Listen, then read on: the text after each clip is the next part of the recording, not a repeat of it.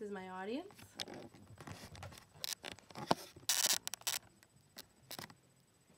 Good evening. Okay, first off, I would like you guys to all imagine yourselves as a 4-year-old girl in bed dreaming when suddenly a dream comes over your unconscious mind. You're running through the woods. It's dark, it's gray outside. You're not wearing any shoes. You're feeling every twig and every rock that you're hitting. The only conscious mind thought in your mind is that your mom is in the hospital somewhere close to you dying of rabies because she got bit by a raccoon. It's very terrifying as a child, and you're trying as hard as you can to get to her. You stumble and you fall and you're crying, and the realization comes over you that it's too late, that you already missed it and your mom is dead. You wake up in a cold sweat, you're crying profusely, you are terrified because of the reality of this dream. Tonight I would just like to talk to you a little bit about what that means to dream and what how it unfolds into a person's reality. I've done this research based on my own experience, and then also through different articles online, through medical researchers and people that have been trying to, for the past few centuries, figure out what a dream is. Dreams are very vivid. They're often frightening. Sometimes they're positive. But in this, I would just like to show you a few things on how we can use God's Word and His promises to control our minds rather than the negative power of our dreams. 3 things I would just like to go over briefly is what exactly is a dream, living the day after a dream, an intense or unsettling dream, and then also using God's Word and His power to live rather than the dream. Let's begin with what a dream is. A dream occurs during a REM cycle, which is rapid eye movement. It's when the eyes swivel back and forth while you're sleeping.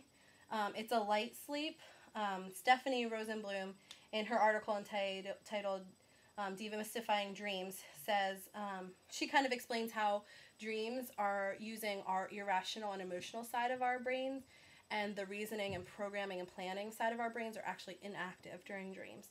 I have a paper here, and on it shows the two brains. If you could see on this side is when we're in just normal sleep, and then this side over here is when you're in REM sleep. And I would like you all to see how the differences between the two. There's a lot of red areas where there's a lot of activity going on in our brains during this time. Another study called from Night Sight from Jabri and Ferris talks about how the eyes swivel, and they're not sure. There's a lot of different explanations on why, but it just swivels up and down and sideways, and somehow that is rejuvenating and helping us to see things. REM sleep from Dreamland Drama by June Cheong is it's a light sleep. It's close to consciousness, but it's just enough where our irrational mind takes over. Lucid dreaming is when a person is aware that they're dreaming and they're able to control and to operate the dream. Stephen LeBerg, in an article called Lucid Dreaming, he talks about how lucid dreaming is closer to consciousness, but it's all in the REM cycle of sleep. When I've experienced a nightmare inside of a lucid dream, it actually was to my benefit because I was able to change and to stop and to control the dream. It can help people figure out solutions to problems, which is neat, a part about it. Another interesting part of dreaming is seeing how dreaming can affect the waking life of an individual. Ramez Sassoon, in his writing Reality versus Imagination and Illusion, he talks about how it's hard for people to come outside of a dream. I have had to have a special alarm clock in my life just to help me come out. First few minutes are kind of a maze of 2 different realities. Finally, I just want to show you how dreams can have a positive effect if we use God's Word. Philippians 4:8 talks about how we need to let things that are holy and pure govern our lives and not things that are fearful. And that's the reality of my life. Dreams can alter a reality. They can exaggerate our fears because of the irrational side of our brains. It's actually an interesting fact that people that are creative in life and use it for their work, they're actually stronger dreamers. Denver Post had an article by Douglas Brown, and he said, "We found that people who make their living with creativity, they have very active dream life. They use their dreams in almost everything they do." The truth of a dream also doesn't matter where you are, what you're doing.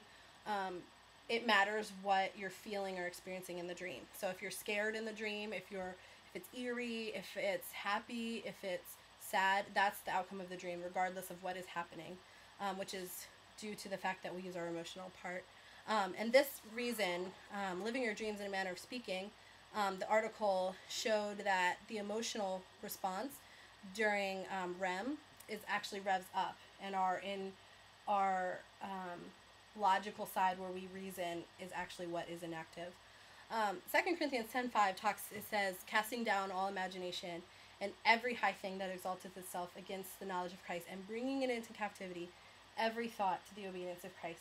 That's a verse that I've had to hold in my own personal life very, very strongly some days, between the two realities. I need to put away those thoughts and those fears that come from my dreams, and I need to hold tight to what God has promised in His Word. I hope this has helped you tonight as you've heard some of these different aspects of dreaming. Hope it's given you some information on what dreaming is. They can be frightening, it can be controlling or very controlling, but along with God's Word, we can overcome and we can be stronger.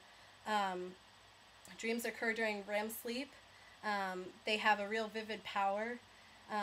There's lucid dreamers that can control, which is a really neat thing. They can be based feeling rather than rational mind, and they also can affect our lives. But I like that dreams in my life has shown me that I need to draw closer to God and let Him be my focus. Thank you.